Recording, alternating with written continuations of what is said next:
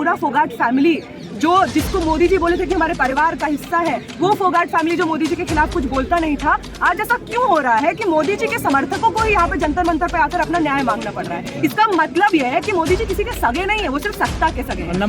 Modi ji PM बने हैं ना, ऐश करने के लिए बने हैं या जनता को जवाब देने के लिए बने हैं? बिल्कुल, प्रधानमंत्री क्यों कुछ नहीं कह रहे हैं? प्रधानमंत्री का जो तमाम नेता लोग हैं वो तो अलग अलग जगह से भाषण दे रहा है। प्रधानमंत्री का पूरा ट्रोल आर्मी लगा हुआ है इंटरनेट पे इन लोगों को बेइज्जत करने के लिए, इन लोगों के कैरेक्टर पे सवाल उठाने के लिए। क्यों प्रधानमंत्री कुछ नहीं कह रहे? हमको भी जानना है। क्यों स्मृति ईरानी कुछ नहीं कह रही है? हमको भी जानना है। जिस कुश्ती के लिए वो अपना पूरा जिंदगी संघर्ष करते रहे हैं, जिस कुश्ती को उन्होंने पूरा अपना जवानी दे दिया है, वो कुश्ती आज वो नहीं कर पा रहे हैं क्योंकि आपके एमपी ने उनका सेक्सुअल हरासमेंट किया है। कल इन्होंने दिखा दिया कि ये लोग कितनी दिल की पुलिस है और कितनी भाजपा की पुलिस। घटना को किस तरीके से देखते हैं जिस तरीके से पुलिस का बर्ताव महिला पहलवान के साथ किया गया? कल रात आप शायद जो घटना बोल रहे हैं कि यहाँ पे दिल्ली पुलिस आती है और जो गद्दे हैं उनको उठा के ले जाती है और जो खाट है उसको अंदर नहीं आने देती है। उसके साथ साथ कुछ लोग यहाँ पे दारू पी के आते हैं, दिल्ली पुलिस के वर्दी में दारू पी कर आते हैं और यहाँ पे खींचते हुए खींचतान करते हैं, बाल खींचते हैं। इसके साथ साथ एक और चीज हुई थी कल, दिल्ली यूनिवर्सिटी में स्टूडेंट्स ने कॉल दिया था यहाँ पे जो रेसलर्स प्रोटेस्ट कर रहे हैं उनके समर्थन में एक प्रोटेस्ट का। उस प्रोटेस्ट में जिस तरीके का वायलेंस, जिस तरीके की हिंसा दिल्ली पुलिस ने दिखाई है, एकदम जो ये दिल की पुलिस का हर जगह पे लिखा हुआ है बोर्ड, सीए में इतनी पिटाई करने के बाद में, औरतों की, बाकी स्टूडेंट्स की पिटाई करने के बाद में इनकी इतनी हिम्मत थी कि हर जगह पे दिल की पुलिस लगाया हुआ था इन लोगों ने। कल इन्होंने दिखा दिया कि ये लोग कितनी दिल की पुलिस है और कितनी भाजपा की पुलिस है। भाजपा की पुलिस है बिल्कुल। किस तरीके से कह सकते हैं भाजपा की पुलिस? वो तो कह रहे क्या या घर बसाने थोड़ी आप लोग आए थे, प्रोटेस्ट करने आए थे, सामान लेके आ जा रहे, बेड लेके आ जा रहे।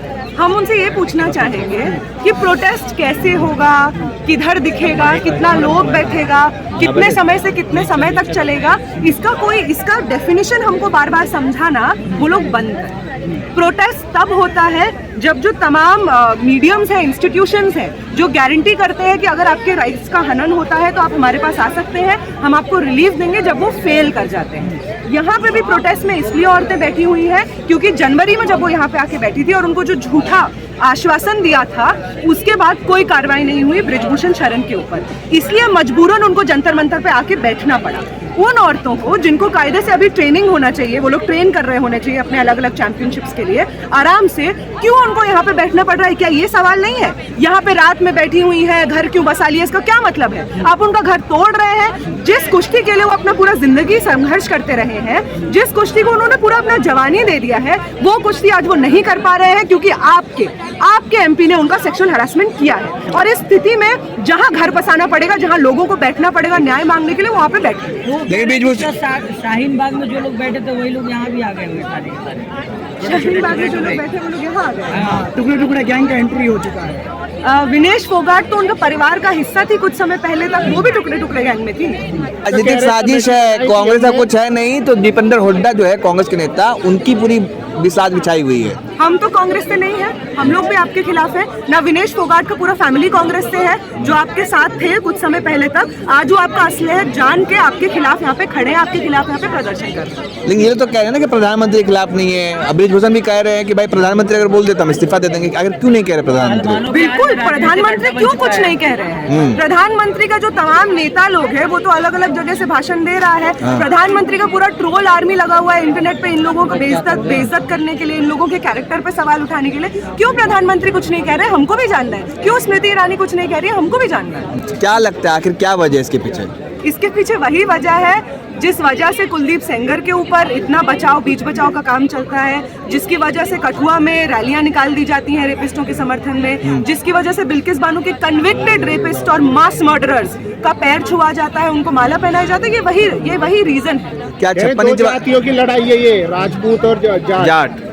जो सरकार का पूरा पॉलिटिक्स ही लोगों को जाति के आधार पर, धर्म के आधार पर, अलग अलग चीजों के आधार पर बांटने की राजनीति है, वो कभी भी लोगों का यूनिटी नहीं समझ सकती है। वो चाह रहे हैं कि यहाँ पे वो प्रोटेस्टर्स जो एक आवाज में ये कह रहे हैं कि ब्रिजभूषण शरण एक सेक्सुअल हरासर है और उनको तुरंत निलंबित किया जाए, उनके ऊपर इंक्वायरी की जाए, उन सबके इसी एक आवाज में कहने के लिए लोग यूनाइटेड है। हम लोग को जात के आधार पर, रिलीजन के आधार पर बांटना बंद करें। समर्थन की अगर बात है तो हम भी अपना समर्थन खड़ा कर देंगे। साथ में। कौन भूषण कह रहे हैं कि अगर समर्थन की बात है तो हमारे भी समर्थन में बहुत लोग उतर आएंगे सड़कों पर। हमको सोचने का जरूरत है कि एक इंसान जिसके ऊपर सात औरतों ने, और वो मतलब ऐसी औरतें हैं जो अलग अलग समय पर देश को रिप्रेजेंट करती रही है, 7 औरतों ने उस पर यौन उत्पीड़न का आरोप लगाया है, उनमें से एक माइनर है।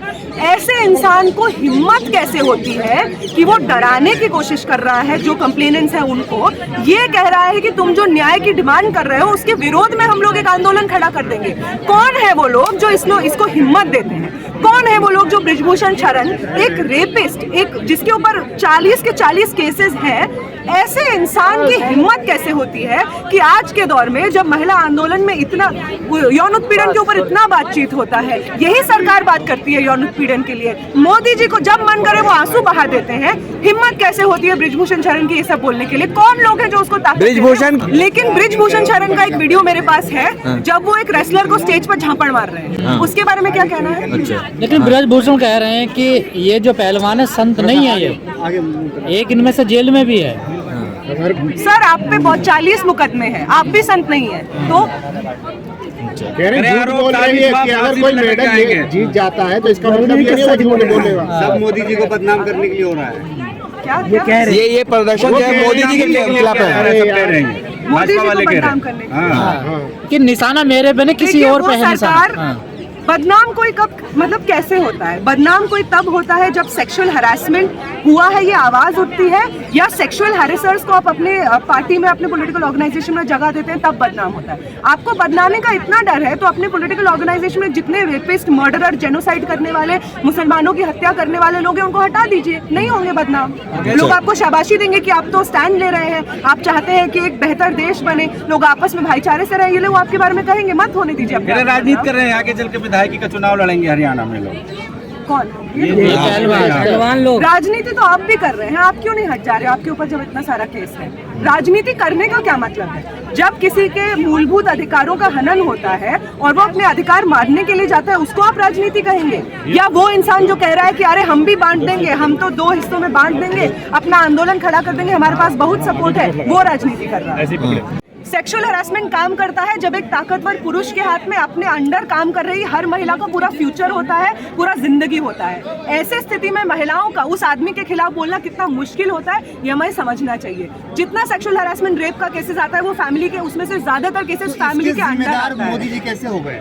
उसके जिम्मेदार मोदी जी इसलिए है क्योंकि जिम्मेदारी अब मोदी जी पे थोप दो।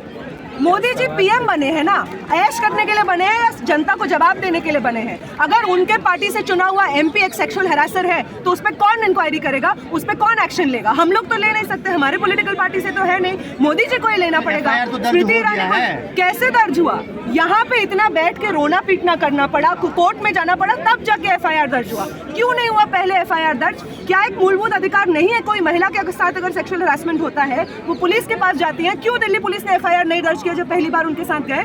क्यों जाके कोर्ट में जाना पड़ा? ये सवाल होना चाहिए कि क्यों हर मौके पे जितना मुश्किल आप बना सकते हैं न्याय पाने के प्रोसेस को उतना मुश्किल बनाया जा रहा है। और इस पूरे प्रोसेस में भाजपा के अलग अलग नेता चुप है, प्रधानमंत्री चुप लेकिन और तमाम वो लोग जो हमेशा शाहीन बाग की तरफ या फार्मर्स मूवमेंट की तरफ, किसान आंदोलन की तरफ ऐसे सोच के देख रहे थे कि अरे ये लोग तो फालतू लोग हैं, बिना मतलब के बैठ गए हैं, पैसा दिया जाता है, आज वो लोग पूरा फोगाट फैमिली जिसको मोदी जी बोले थे कि हमारे परिवार का हिस्सा है, वो फोगाट फैमिली जो मोदी जी के खिलाफ कुछ बोलता नहीं था, आज ऐसा क्यों हो रहा है कि मोदी जी के समर्थकों को ही यहाँ पे जंतर मंतर पे आकर अपना न्याय मांगना पड़ रहा है? इसका मतलब यह है कि मोदी जी किसी के सगे नहीं है, वो सिर्फ सत्ता के सगे हैं। और जो इंसान सत्ता का सगा होता है उस इंसान के साथ कैसा सुलूक होना चाहिए इस जनता को मालूम होना चाहिए, आगे आने वाले चुनाव में भी और आगे आने वाले पूरे प्रोसेस। लेकिन